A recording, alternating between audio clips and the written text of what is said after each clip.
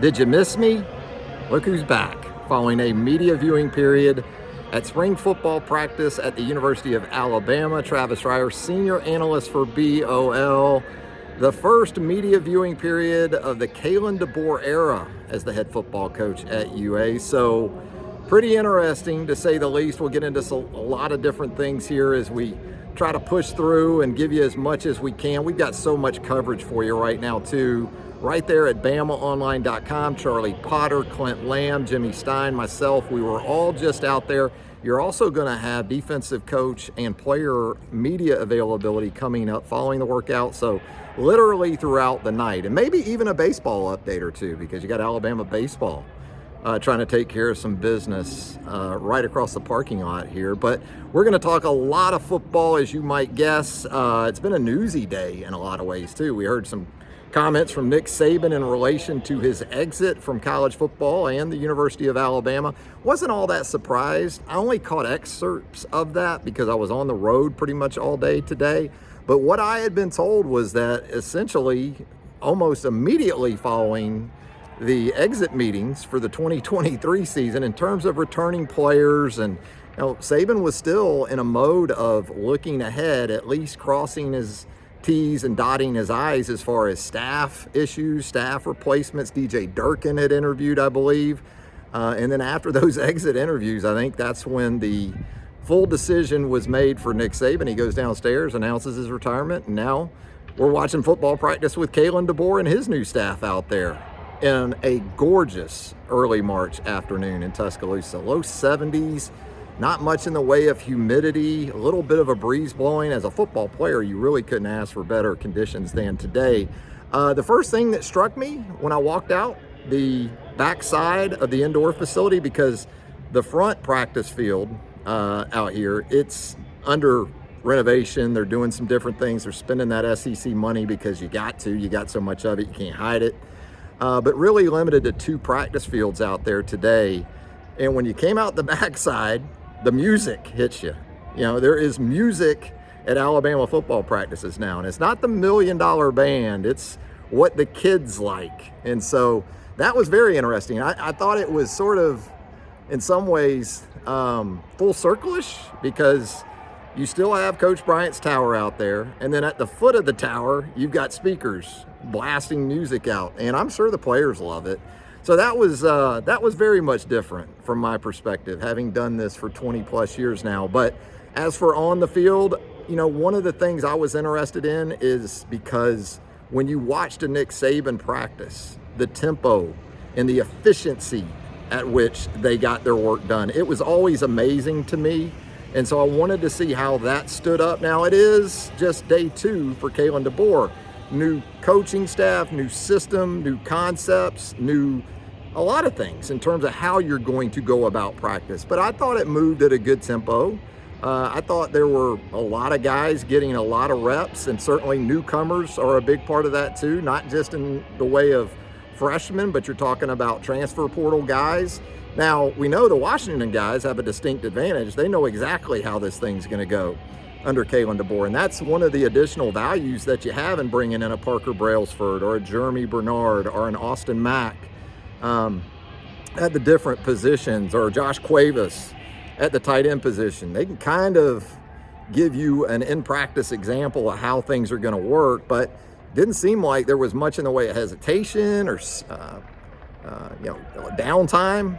Reps were moving quickly and guys were getting in and out. And what we'll do is we'll probably just go position by position. I'll give you what I got as I was out there during the allotted time. Quarterbacks, as you would expect, Jalen Milroe, Austin Mack, Dylan Lonergan, Ty Simpson. At one point, we saw Jalen and Ty on one end of the field throwing in one direction, and then on the other end, we saw Dylan Lonergan and also Austin Mack throwing back the other way. And 4 guys that can really spin it, as we know. Jalen has that full year of starting experience, a star player in a lot of ways. Continued growth going to be key for him. Austin Mack is going to be a guy that's talked about a lot. And I'm not saying that in terms of, he's a slam dunk All-American or a Heisman Trophy winner down the road. But there's no denying, just at his size and the fluidity in which the football comes out, he's going to be an ooh and ah guy. Just watching him throw the football and understanding this is shorts and helmet still. You know, where the rubber meets the road is when we get more into full pad work and those type of things. We're still a few days away from that as far as the acclimation period is concerned, but there is no doubt that Austin Mack is a presence at the quarterback position. Dylan Lonergan looks very good. It looks like he had a great offseason, a great run through winter workouts, and I'd say the same for Ty Simpson. It is a great situation at the quarterback position. You've got 4 guys that I think you can feel really, really good about. Obviously, Alabama has a lot invested in Jalen at this point. Similarly, to an extent with Ty, but those younger guys, Dylan Lonergan and Austin Mack, certainly a bright future, you would think, as well. Now, as we get into the running backs, Justice Haynes, Richard Young, Jam Miller all look great. We're seeing drill work, no pads. It's sort of, you know, it's kind of touch football All-Americans. Everybody out there is an All-American before the pads go on, but these guys look great. Justice looks fully recovered from some of the issues he had from a health perspective late in the season. Richard Young looks like he's gotten some good work, some needed work in his, I guess, really his first run through the fourth quarter program. Jam looks really good, rocked up, I think you could say, about some of these guys. And then Daniel Hill, the early enrollee, is definitely a bigger back. He's a stout-looking dude. I think there's still going to be some progress made with him in terms of his body. I don't think he needs to be 210 or 215. There is a place for a sort of people mover, pile mover at that position, short yardage, goal line, those type of things. But, you know, he's not a guy when you look at him right now that's going to stand out to you. Now, you put pads on and you put a 245, 250 pound back in some situations, that's where you can start to see some things with a guy like Daniel Hill. But good to see him out there as well. The tight end position, what I saw was C.J. Dupree in a black jersey today. Did see Robbie Oots, did see Danny Lewis. We did see Ty Lockwood, Josh Cuevas, Caleb Odom with the wide receivers. We're going to talk about him more in just a minute when we get to the wide receivers. But about what you would expect from the tight end position. It's going to be very interesting to watch that play out. I thought all the guys looked like they had good off seasons. Maybe with Danny Lewis, a continued sort of streamlining of his body is continued. Looks good. CJ, I thought off to the side, looked really good. Looked like he's had a good off season. Ty Lockwood similarly. Oots, you know, he's that guy that you can use in a multitude of ways, whether it's truly as a tight end or maybe as a H-back, fullback type, off the ball. Some on the ball, I would think, as well. So that was the tight end position. Then we get into the wide receivers. While I was watching, and I didn't watch every snap of the wide receivers, obviously trying to look around and see some different things, it looked like the 3 wide receiver positions were in lines, like what would traditionally be the Z, what would traditionally be the Y or the slot, and then your X position. And what I saw when I was watching at the X, let me see if I can break it down here. I saw Caleb Odom at the X, which is the outside guy. I saw Jaron Hamilton, I believe, at the X. And we also saw Jalen Hale, of course. He looks like an X, and he plays like an X. So those were the 3 guys I saw out there. As far as inside receivers, the ones I noticed were Kobe Prentice and Cole Adams working inside. And then at the Z, Jeremy Bernard, the Washington transfer. Kendrick Law looks great. He was at the X with Bernard. And then also Emmanuel Henderson looks really good. Now, we talked about not a lot in the way of returning production, but a lot to feel good about, I think, in terms of translatable talent to this offense that we're going to see under Kalen DeBoer. So a good-looking group there. Bubba Hampton as well in that mix. The offensive line, that was interesting because we essentially saw 2 groups on day 2. And as we heard from Kalen DeBoer a few days ago, you gotta line up with some guys to start, to open. This is certainly not indicative in all likelihood of what we're going to see when Alabama opens the 2024 season here in Tuscaloosa against Western Kentucky. But what we did see from left to right, the first group up was Elijah Pritchett at left tackle, Tyler Booker right there at left guard, no surprise there, James Brockermeyer in there at the center position. You also had Jaden Roberts, who just continues to look better and better physically, which seems impossible. You know, we talked about maybe streamlining these offensive linemen a little bit.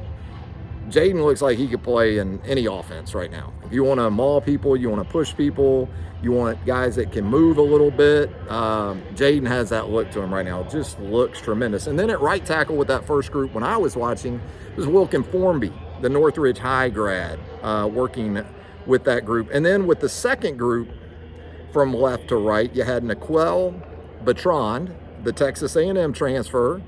At left guard, you had Olas Alinen. At center, you had Parker Brailsford, who is an interesting dude. He's not a 300-pound dude.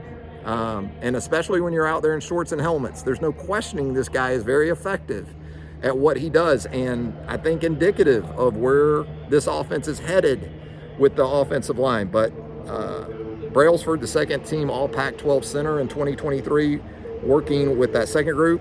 Don't go crazy. Don't lose your mind about this stuff. It's day 2. Right guard, you had Rock Montgomery, another one of those second-year guys. Then at right tackle was Miles McVay. Now, of the newcomers, what I saw Joseph Ionata at left guard, and then it looked like William Sanders was in center mode. You know, had the towel, kind of had the hands, had a ball in his hand when I saw him. He can play guard or center, but I think a lot of people have thought that, you know, he could certainly translate to the center position. And I think in this offense, with the way they're going to play, either guard or center, but I could see him, based on his high school tape, ending up at center and being really, really good in doing so. So let's switch sides. Let's go over to the defensive line. We didn't see Jaheim Otis out there with the defensive line. The news there was Keon Keeley, previously at the outside linebacker position, and he still might be. Spring is a time for experimentation. These are the things that you're going to do. Maybe he's going to stay with the DL, but that's where we saw him today. I would think he could, you know, be sort of a strong side defensive end eventually, but that's where he was on Wednesday. You had other guys, LT Overton, a really good-looking group physically.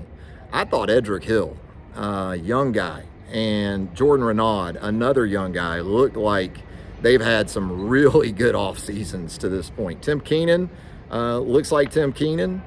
James Smith, Tim Smith, Isaiah Fanga, the early enrollee, out there working with that group. And this is kind of the hardest group to tell a lot about. I thought Curtis Perry looked like he's put on some weight. You kind of wondered about that with him. He's a couple of years into the program now. It looked like that's the case. Damon Payne, it's a good-looking group. It's an experienced group. Jamarian Latham, I mean, this is a group that should be a real strength for this team, and they're going to have more opportunities to show that as you get more into full pad work. Now, as for those outside linebackers, first guys up, Keanu Coote and also Q Robinson, as you would expect. I thought Q looked like he's continued to add some bulk. Now, relative to what Chris Braswell did a year ago, I'm not ready to go there, but he definitely looks like an older dude in a group that's got a couple of young guys. Coote looks good. I think he's made some of those same strides. Quay Rusal looks like he's had a good offseason. He looked like an every down kind of guy physically, and he was sort of that third guy through drills. You'd see Q, you would see Keanu, and then you would see Quay.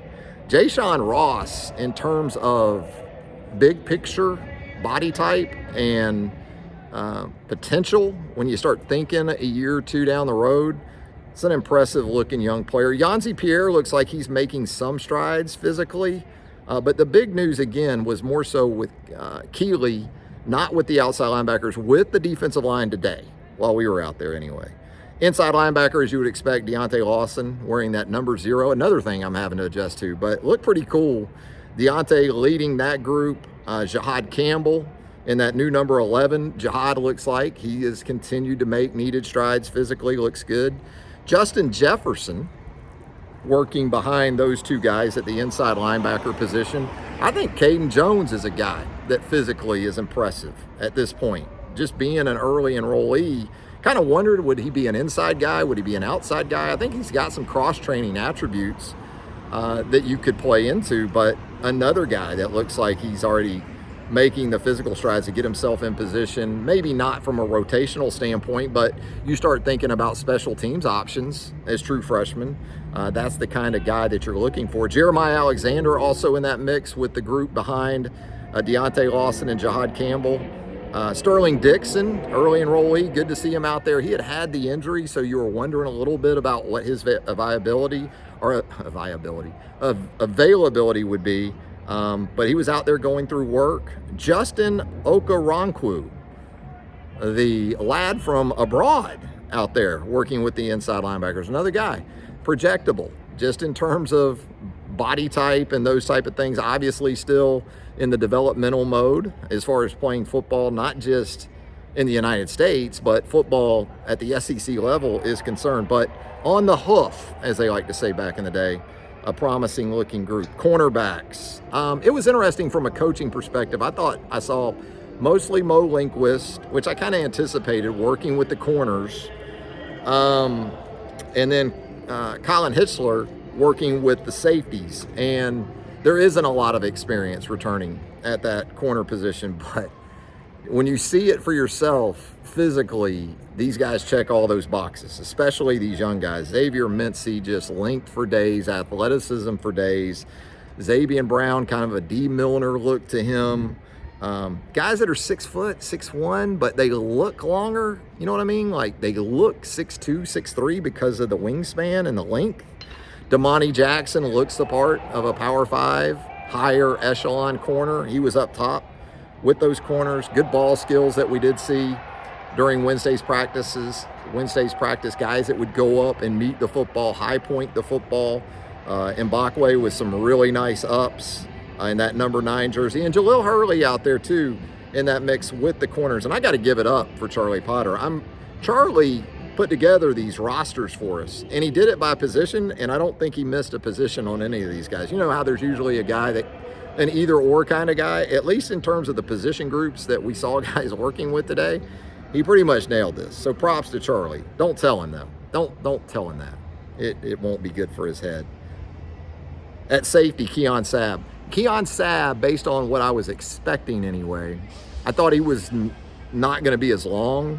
Or, you know, it's interesting. You had HaHa Clinton Dix out there today at practice. You had Kool-Aid McKinstry out there today, and they were hawking those DBs. Keon Sabb certainly looks the part. Peyton Woodyard already is an early enrollee. I would say that about. Devontae Smith, when we talk about the safeties, is the don't you forget about me guy. If he can stay healthy, he does have a benefit of at least having already competed against guys of this level. He had the injury issue a year ago that really kind of circumvented any opportunity he had to make a significant impact. Malachi leading that group, it's a great thing to have. Red Morgan, an interesting guy because of the positional versatility. I think he'll base out of a safety, but he might base out of the the Husky, which is the new iteration of the star position, because that's a base position in the 4-2-5. Bray Hubbard working with the safeties, Dre Kirkpatrick, Tony Mitchell. I think Tony Mitchell's kind of that guy too when you start thinking about the Husky position. So there you go. I went position by position, and I even saw the kickers in the indoor facility as we were walking out. Connor Talty with showing some good stuff indoors. Now, I've said it 100 times. I was talking with a colleague of mine on the way out. We were watching him, and looks great in the indoor facility, but you still just do not know with kickers. Now, the talent is evident, and I thought it was great that Saban and the previous staff were able to get him work, albeit on a very minimal basis, but just get him out there in this sort of environment at this level, and he seemed to respond to it pretty well. So it's to be determined, but in terms of skill and ability and talent, you obviously see what Alabama saw when they offered Connor Talty a scholarship. The beautiful thing about it is you've got James Burnett back as your punter. You've got Neil Hibbett back as your snapper. So operationally, there should be a great comfort level for a new kicker. I mean, James Burnett just held a couple of seasons for the best, in my opinion, to ever do it at Alabama, and Will Reichard. Neil Hibbett has done this for a couple of years now. So everything should literally be on a tee for Talty in that competition at the place kicking position. Yeah, again, from a coaching staff perspective, I know there'll be talk about that. I watched mostly players, a lot of newcomers, transfers, early enrollees, returning guys, strides they've made physically. I did think it was interesting, and we heard DeBoer talk about this on Monday, already incorporating the headset into the quarterbacks. We saw Nick Sheridan out there on the practice field. He's got the headset on. You'll probably see that in some of the practice video we're going to have. We're going to have photo galleries. We're going to have video. We've got Charlie Potter with his practice report, his famed practice report. Clint Lamb with his thoughts. Jimmy Stein with his thoughts. We've got this video for you. We're going to have more YouTube content tomorrow too. We anticipate that being the case anyway. Tomorrow morning we'll go back to live. Wanted to do live here, but it just logistically didn't line up. So here you go, and that's it. Travis Reier inviting you once again to join us right there at BamaOnLine.com. Also, if you haven't subscribed to this YouTube channel, what are you waiting on? Do it right now. Hit the like button while you're at it. Turn on those notifications. You'll get all of our YouTube content as it drops right there on the YouTube home for BamaOnline.com. Travis Reier thanking you once again. Until next time, so long, everybody.